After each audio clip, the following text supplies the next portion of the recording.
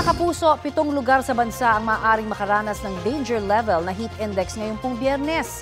Ayon sa Pag-asa, posibleng umabot sa 46 degrees Celsius na heat index sa Dagupan, Pangasinan, 43 degrees Celsius sa General Santos City, 42 degrees Celsius sa Apari at Tuguegarao, Cagayan, Olongapo City, Sangley Point, sa Cavite City at sa Cuyo, Palawan.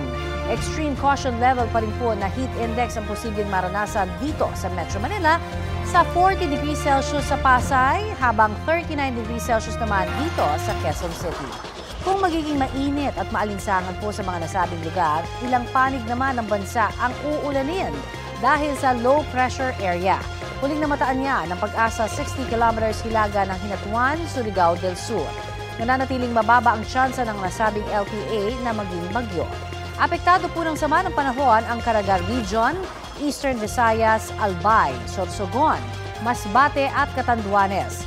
Base sa rainfall forecast ng Metro Weather, ngayong pong umaga ay asahan na ang ulan sa ilang bahagi ng Southern Luzon, Visayas at maging sa Mindanao. Magpapatuloy yan at magiging malawakang ulan pagdating po ng hapon.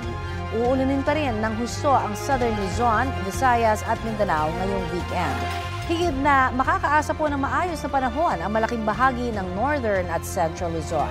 Posible pong ulan ngayong Biyernes sa ilang panig ng Metro Manila.